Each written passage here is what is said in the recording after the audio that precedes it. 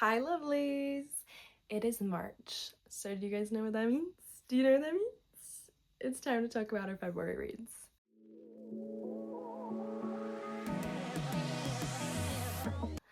Okay, are you guys excited? I'm excited. So, I read 14 books in February. Some were gorgeous, some were horrible.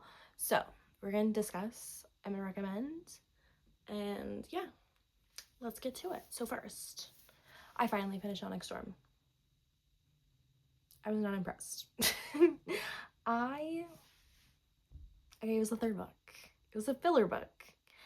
And I was not that impressed. Okay, the way it's going, it just seems like we're throwing a plot sloppily together. Okay, maybe the fourth book will prove me wrong. Maybe the fourth book, I will be very impressed and excited, but as of right now, I'm not into it. I'm not into it. So, I gave it 3.5 stars. Would I recommend it? It's such a TikTok sensation that, like, I feel like you're gonna read it no matter what. I wouldn't recommend the third book. First and second book, bangers. Third book, no. So, I don't know. I don't even know if I'm gonna personally continue the series. I don't know if I could be swayed anymore. It's kind of bad. I don't know. I probably will read the fourth book, let's be honest. I want to see, like, if it's gonna be a train wreck or if it's gonna come back together. I hope Rebecca proves me wrong. Please, Rebecca. But as of right now, I wasn't that impressed. So 3.5 stars it is. Recommendation, maybe. Yeah. Don't kill me. Okay, next. I finally finished this A Good Girl's Guide to Murder, the trilogy, and I am obsessed with Pip and Robbie. Okay, the more I reflect on this series, the trilogy, the more I love it. So I finished the third book, As Good as Dead. I gave it 2.5 stars just because it was not my favorite of the series, okay, but it was still good. Oh my god, it gets really dark, and the second book is already really dark, so the fact that the third book is darker, crazy.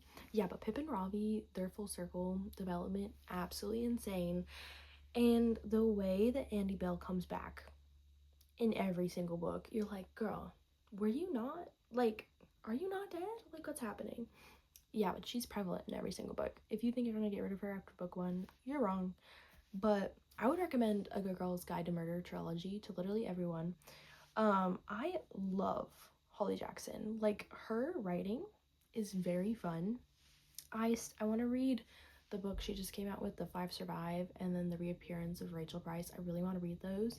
Those are, like, added onto the 500 million books that I need to read. Will I ever get to them? God knows. But I would definitely recommend A Good Girl's Guide to Murder. It was really fun. Yeah, it was really cute. I liked it. I could honestly do a whole video talking about my theories on A Good Girl's Guide to Murder. There's a lot to unpack there, and I loved it. But yeah, I would definitely recommend if you like a YA crime. It's not even, I mean, honestly, the only reason it's YA, I think, is because there's no, like, smut. Because they're dark. There's murder, there's kidnapping, there's, like, I wouldn't say torture. Is there torture? I'm racking the brain. I don't think there's torture, but there's, like, murder, there's crime, there's stalking, there's all the things. And that's YA? I don't know, man. I don't know. Yeah, loved it. It was so much fun. But okay, next I read the first 2 books in the Alex Stern series. Ninth House and Hellbent by Leigh Bardugo. I personally, the more I think, the more I, like, ruminate on this series, the more I realize and the more I actually love it. Because at first, once you finish the first 2 books, you're kind of like, what just happened? What just happened? Okay, I was confused. I was like, do I even like this book? Did I like it? Was it good? No, it's beautiful. It was amazing. She did great. It's like dark academia. Basically, it's Yale's secret societies. And so we have Alex Stern. She's a pretty messed up girl. She's living in California. She is going through it. Okay, but she can see ghosts. or they call them grays in this book, but ghosts. So she goes through a traumatic incident and ends up in the hospital, and she wakes up to the Yale dean sitting at the side of her hospital bed. All right, hello, Mr. Dean. And he's like, full ride scholarship, Yale, you become the enforcer. She's a part of the secret society that's like the enforcing secret society that keeps all Yale secret societies that use magic in check. She's basically policing them. All right, and this girl is already morally gray. So I don't know why they thought that was a good idea, first of all. And then second of all, there's just some wacky shit happening. There's mysteries on mysteries on mysteries. Every turn you can't trust someone. And all these people are power hungry. Like, why are you giving frat boys magic? Why? You're asking for trouble, okay? You're asking for it. That was gross, and I don't like saying that. But literally whatever could go wrong goes wrong. This poor girl, Alex, never catches a break. Like, every single chapter, it's just like piling on. You never get a break. You will never catch a break. But that's why it's so fun, because there's so much happening. You're always like, what? And then we have Darlington, who's like her mentor. It's her Dante. He's kind of trying to teach her, but Alex also like isn't a student. Like, she's just there because she can see ghosts. She's not Yale material, I guess is what you would say, or she hasn't been properly trained to be at Yale. So she's just like, they're constantly giving her homework. I mean, she's in classes too. She's getting a degree, and she's constantly like trying to keep her head above water. This poor girl. And then Darlington is like, why didn't you do the reading? She's like, dude, I'm trying my best. Constantly. It's so funny. And then we have Dawes, who's like the caretaker of the group. She's definitely the mom friend. You're gonna fall in love with Dawes. I did. She's beautiful. She's amazing. She's our little cutie little ginger. Yeah, I would recommend this series if you like dark academia, I guess is what you call it. I don't really know what this genre is called, because it wasn't really, I guess it was dark academia. Like dark academia mystery. I loved it. It was fun. I'm excited for the third book to come out. I don't even know when it's coming out, but I'm gonna pick it up. Okay, next. Bad on Me. I read the Sophie? Dang, I need help. Okay, I need to never read these books again, is what I need. I read the Sophie Lark duology, that there are no saints and there is no devil. All right. Okay, first of all, I gave it 2 stars and 1 star, respectively. I did not like it. This book gave me the ick. It was nice. And then, after I finished the series, someone texted me, and they were like, did you hear about Sophie Lark? And I was like, huh? And then I heard everything that happened. And now I'm very happy I didn't even like her books. So it's a win-win for me. Would I recommend these? No. Would I recommend this author? No. Yeah, that still gives me the ick. There's some scenes in these books that I genuinely was like, okay, my takeaways from these: I should DNF more. Dark romance maybe is not for me because this was disgusting. Yeah, and then if there's a scene in the book that makes me want to yak, I'm just gonna start DNFing, because there was a couple in these and I was like, oh, I will just finish it. No, don't finish it. Just put it down. Trust your gut, girl. Okay? Anyways, don't read them. Okay, next I read Between Friends and Lovers, which is like a love triangle book. We have Dr. Jojo B. She's actually a doctor, and she's also a social media influencer. She doesn't really want to be a doctor. She like doesn't know. She's in the weird in between, but she got famous on social media, so she's having a great time. And her best friend is Ezra, and they're besties for the resties. And as you can imagine, Dr. Jojo B is in love with Ezra. So at the start of the book, she finally admits to Ezra that she's in love with him. He rejects her and is like, no, we're friends. And Jojo is like obviously sad, and she's distraught. And oh, also, she does like sex ed on her social media and like medical advice. Mostly she's like well known for sex ed though, but she's a virgin, so like she gets hate. So the whole point of this book is she's like, I want to lose my virginity. So there's this hot writer guy at the party she's at, and she's like, I want to lose my virginity to you. So then she like corrals Malcolm, a writer, into a date, and she's like, yeah, I want to lose my virginity to you. And he's like, well, that sounds amazing. I actually like you, and I'd like to date you. So then they start dating, and it's really cute. But the thing is, Ezra comes back because Ezra's like, oh, maybe I do love her after seeing her with another man. Wow. So she has a choice. I'm not gonna tell you who she chooses because that'd be cruel. But this book is not a cute, fluffy romance, okay? There's depression, there's anxiety, there's mental health awareness, there is mentally mature adults in this book, okay? It's not light-hearted read whatsoever. It's deep, and you can tell all the adults in this book, they're written by an emotionally intelligent author. So the author did a really good job about talking about the realities of relationships. I really enjoyed it. I gave it 4 stars. I would recommend it if you want a deep romance, not fluffy, okay? It's not fluffy at all. Don't pick it up if you want fluff. There is some smut in it though. Okay? Alright? Okay. Next, I picked up The Nightingale by Kristen Hanna, which was really cute. It's a World War II book. It's a historical fiction about 2 sisters and their journey through World War II.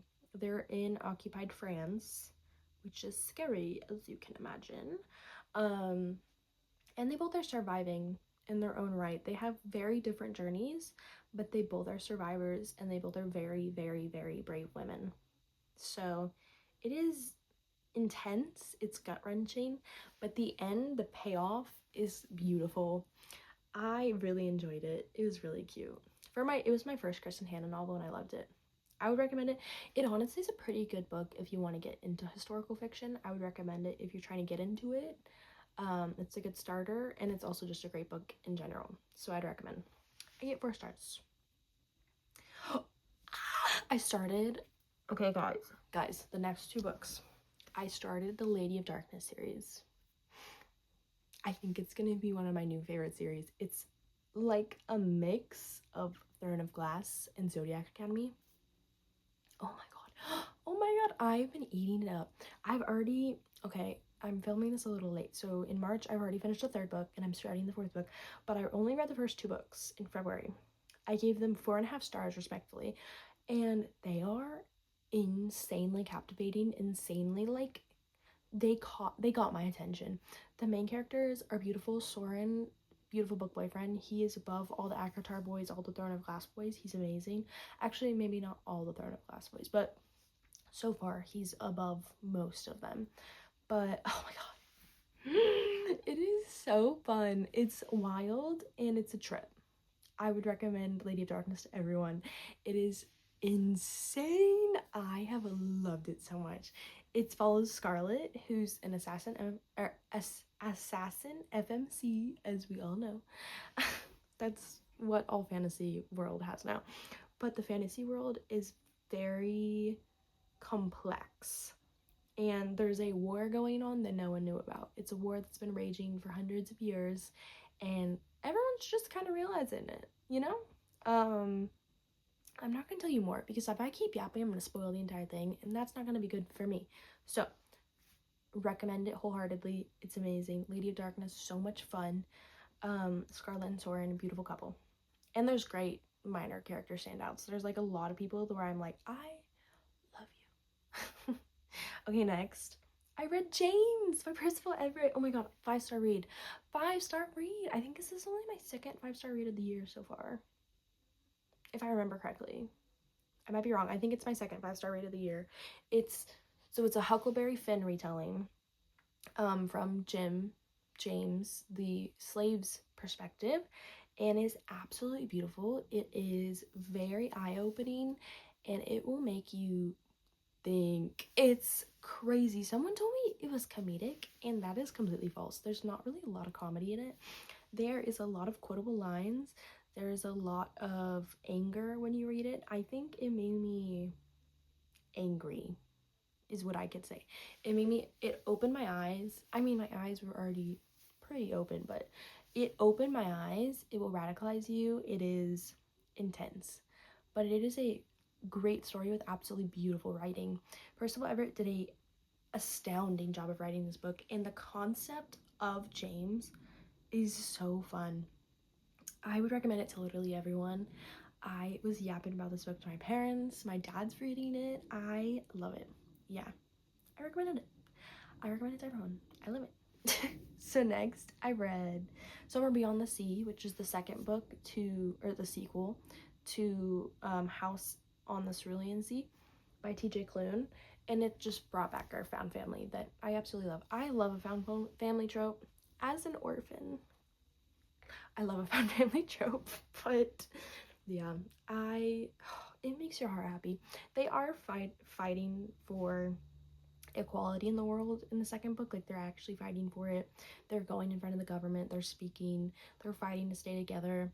So it is intense and you get like anxious, but there's still a beautiful found family. There's still amazing people. Arthur is a great dad to all of them. It's insane. I think I cried 3 times in the book, and I can't remember all the times why I cried. I gave it 4 stars. It was absolutely beautiful. I would recommend it to anyone who wants a very cute found family trope. Like, there in no way did there need to be a second book, but I'm glad there was one, because that found family is like a home, and they just fill your heart up and they give you so much joy.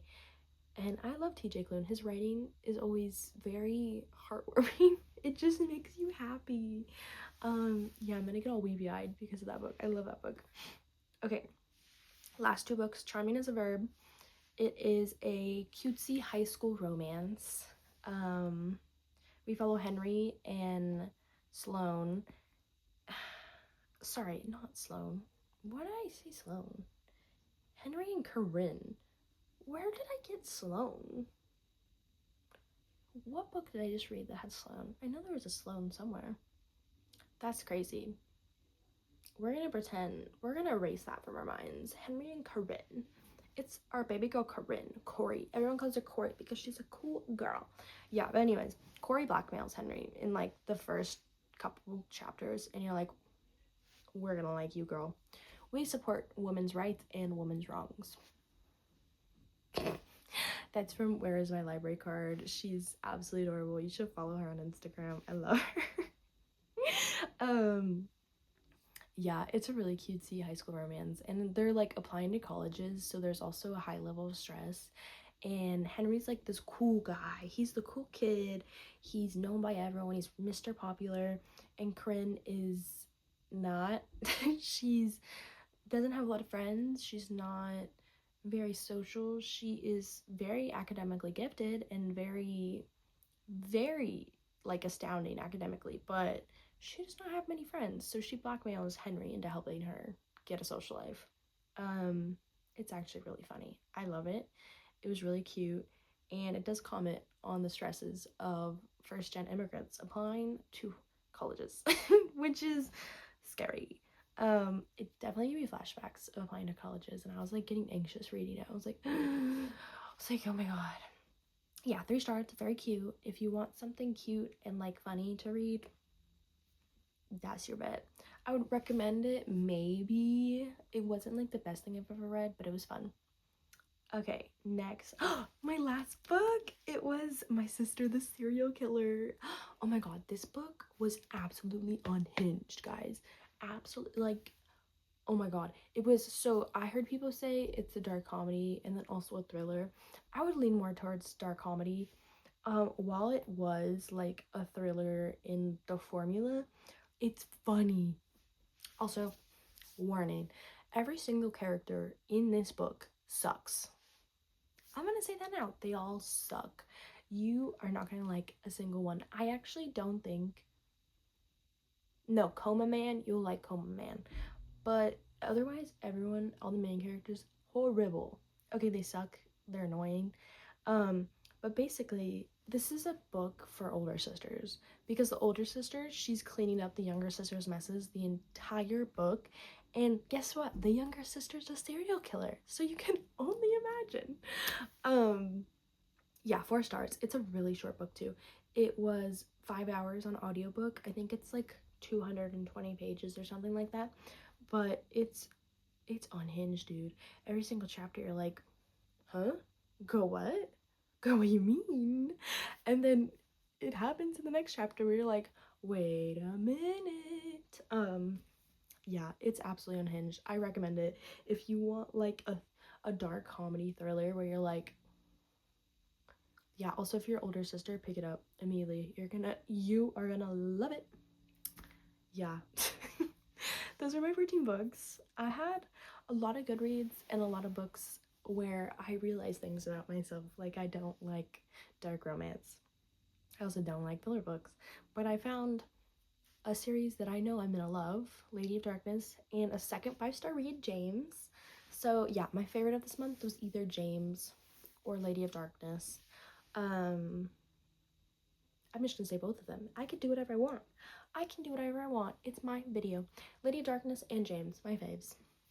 Yeah, it was a good month. I'm excited for March. I have a bunch of books on hold at the library, so hopefully they become available soon so I can read them for March. Otherwise, I'm just gonna mood read as I always do. And oh yeah, happy Women's Month. Women's Month is March. Yay. So hopefully I'll read some more women's books. I'm reading Handmaid's Tale right now for Women's Month, and it's guys, it makes you uncomfortable. Yeah, but anyways, I hope you guys had a great reading month in February. I hope you guys have a great month in March. What was your favorite book of February? What is your March TBR? Any recs for Women's Month? What are your plans this month? I have no plan. Do I have any plans? No, I don't have any plans. I'm boring. I'm gonna read. Duh. Anyways, have a great month. I will see you soon. Like and subscribe. Yeah. Thank you.